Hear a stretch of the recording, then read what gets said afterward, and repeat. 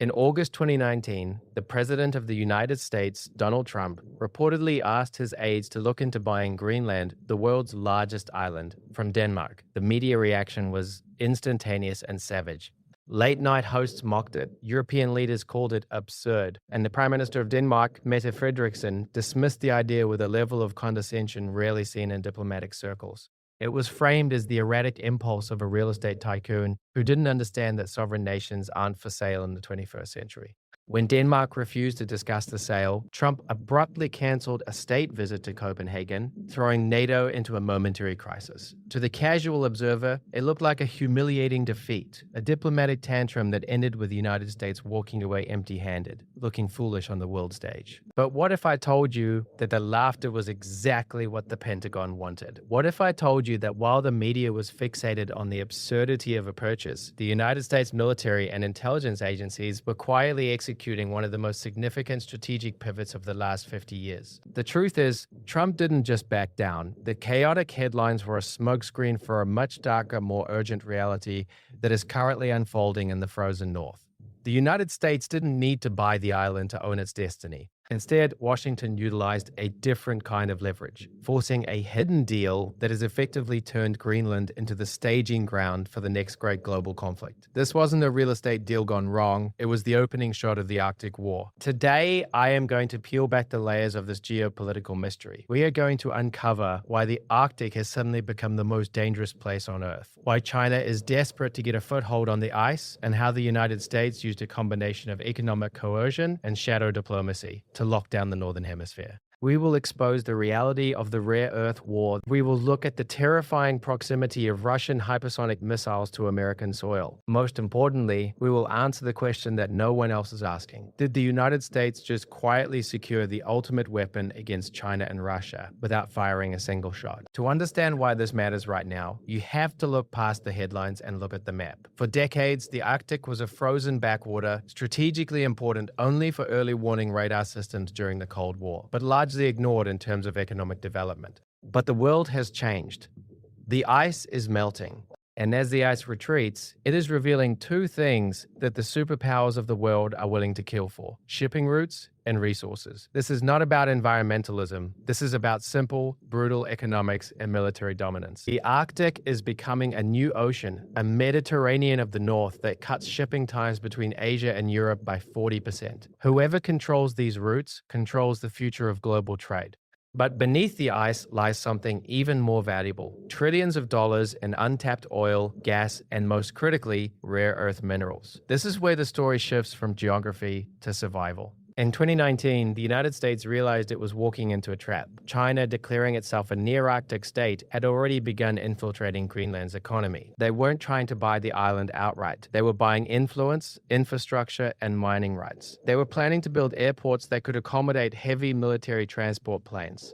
They were eyeing mining projects that would give Beijing a stranglehold on the materials needed for F-35 fighter jets, guided missiles, and electric vehicles. The absurd offer to buy Greenland was a signal flare. It was a message to Denmark and the European Union that said, if you cannot secure this territory against our enemies, we will take direct action. And the terrifying part is, the strategy worked. The hidden deal that followed the cancelled visit has effectively turned Greenland into an American protectorate in everything but name, but at a cost that is only now becoming clear. Let's rewind to the moment the deal actually happened. It wasn't signed on a lawn in Washington with fanfare. It happened in the shadows of bureaucratic maneuvering. After the purchase offer was rejected, the State Department didn't pack up and go home. Instead, they launched a soft power blitzkrieg. In 2020, the United States reopened its consulate in Nuuk, Greenland's capital, for the first time since 1953. This was a massive diplomatic escalation. It meant US officials were now on the ground, bypassing Copenhagen to talk directly to the Greenlandic people. Then came the money. A $12.1 million aid package was announced. Pocket change in the grand scheme of the US budget, but a significant sum for an island with a population of just 56,000 people. This was the carrot. The stick was much larger. Behind closed doors, American officials made it clear to the Danish government that Chinese investment in Greenland's critical infrastructure was a red line. When a Chinese state-owned company bid to build 3 major airports in Greenland, the Pentagon panicked. This wasn't just about tourism. Deep runways can host strategic bombers. According to Defense Insiders, Secretary of Defense Jim Mattis personally intervened, pressuring Denmark to finance the airports themselves to keep Beijing out. Denmark, realizing that their security guarantee from the US was on the line, capitulated. They blocked the Chinese deal and stumped up the cash. This was the hidden deal. The US backed down on the purchase, but in exchange, they forced Denmark to align its Arctic policy 100% with Washington's containment strategy against China. But why is Greenland so critical that a president would risk international humiliation to secure it? You have to understand the GIUK Gap. This is the naval choke point between Greenland, Iceland, and the United Kingdom. During the Cold War, this was the line that Soviet submarines had to cross to attack American supply convoys in the Atlantic. Today, the threat is far more sophisticated. Russian submarines, now quieter and deadlier than ever, are probing these waters with increasing frequency. If Russia can control the waters around Greenland, they can sever the lifeline between North America and Europe. But the threat from the sky is even worse. Thule Air Base, located in northern Greenland, is the United States' northernmost military installation. It houses the radar systems that provide the first warning of a nuclear missile launch over the North Pole. If Thule goes dark, America is blind. The Russians know this. That is why they have been aggressively remilitarizing their own Arctic coast. They have refurbished dozens of Soviet-era bases, deployed S-400 air defense systems, and tested the Poseidon torpedo, a nuclear-powered drone capable of causing radioactive tsunamis in Arctic waters. They have established a new Arctic command and are building a fleet of nuclear icebreakers that the US cannot currently match. While America was fighting in the deserts of the Middle East for 20 years, Russia was fortifying the roof of the world. The realization of this disparity is what drove the panic in Washington in 2019. The offer to buy Greenland was a desperate attempt to catch up, a recognition that the US had fallen behind in the most critical theater of the future. However, the military angle is only half of the equation. The other half is the rare earth war. You have likely heard that China controls the vast majority of the global supply chain for rare earth elements. These are the 17 minerals required to make everything from your iPhone to the guidance systems in Tomahawk missiles. Without them, the US military returns to the Stone Age. Greenland happens to sit on one of the largest undeveloped deposits of rare earth minerals in the world, specifically at a site called Kvanefjeld. Guess who owned the mining rights? A company with significant Chinese ownership. This was the nightmare scenario for the Pentagon. China not only controlling the production in their own country, but seizing the alternative supply source in America's backyard. The hidden deal has stalled these Chinese ambitions, but the battle is far from over. In 2021, a left-wing government came to power in Greenland and effectively banned uranium mining, which halted the Kvanefjeld project. While this was done for environmental reasons, it inadvertently served American strategic interests by freezing China out. But make no mistake, the pressure to mine these resources is growing. As the West tries to transition to green energy, the demand for these minerals is skyrocketing. The US is now scrambling to find ways to extract these resources in a way that is politically palatable to the Greenlandic people, offering investments in education and clean energy to woo them away from Chinese promises of quick cash. It is a battle for hearts and minds played out in one of the most inhospitable environments on Earth. Let's look deeper into the Chinese strategy, the Polar Silk Road. Beijing describes itself as a near-Arctic state, a term that has no basis in international law, but reveals their intent. They view the Arctic as a global commons, open for exploitation. They are building icebreakers, conducting scientific expeditions that serve dual-use military purposes, and courting Arctic nations with massive infrastructure projects. Their interest in Greenland is not just about minerals. It is about establishing a strategic foothold in the North Atlantic. Imagine a Chinese naval base in Greenland. It would place the People's Liberation Army Navy within striking distance of the US. East Coast. It would fundamentally alter the balance of power in the Atlantic. This is the Cuban Missile Crisis of the 21st century, but it is happening in slow motion, and instead of missiles, the weapons are investments and debt traps. The response from the United States has been a frantic game of catch-up. Since the 2019 incident, the US has ramped up its presence significantly. Secretary of State Antony Blinken visited Greenland in 2021, reinforcing that the purchase idea was off the table, but the partnership was stronger than ever. The US is now providing millions in aid for civilian projects, trying to prove that it can be a better partner than China. But the military buildup is the real story. The US Air Force is upgrading Thule Air Base, and there are whispers of expanding American capabilities in other parts of the island. The goal is to create a sensor-rich environment where nothing moves in the Arctic, above or below the water, without the US knowing about it. But here is where it gets interesting and terrifying.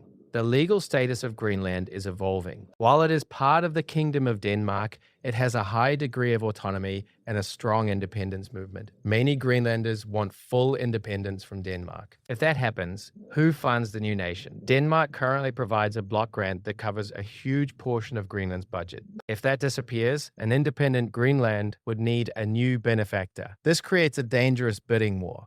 Would an independent Greenland turn to the US, or would they accept the highest bidder from Beijing? This uncertainty is what keeps American strategists awake at night. It is why the hidden deal involves keeping Denmark heavily involved, ensuring that the status quo remains until the US can secure its position permanently. The historical parallels here are chilling. Think back to 1940. When Nazi Germany occupied Denmark, the United States immediately moved to occupy Greenland to prevent it from falling into German hands. We built bases, weather stations, and airstrips. We understood then that Greenland was the unsinkable aircraft carrier of the North Atlantic. In 1946, President Harry Truman actually offered to buy Greenland for $100 million in gold. The logic then was the same as it was in 2019, national survival. The difference is that today, the enemy is not just a military power, but an economic juggernaut that can buy its way into conquest. The US is applying the Monroe Doctrine to the Arctic, effectively saying that foreign powers, specifically China, are not welcome in this hemisphere. But there is a wild card that no one can control. The climate itself. As the Arctic warms, it is becoming more accessible, but also more dangerous. The opening of the Northern Sea route along Russia's coast means that Russia can ship oil and gas to Asia faster than ever before, bypassing American-controlled choke points like the Suez Canal or the Strait of Malacca. This gives Russia economic leverage and sanctions proofing. It also brings the Russian and Chinese economies closer together. The Dragon Bear Alliance, the strategic partnership between Russia and China, is being cemented in the ice of the Arctic. They are conducting joint naval exercises in the region, signaling to the West that they are ready to challenge NATO's dominance. The hidden deal regarding Greenland was a tactical victory for the United States, but it is a fragile one. We have bought time, but we haven't won the war.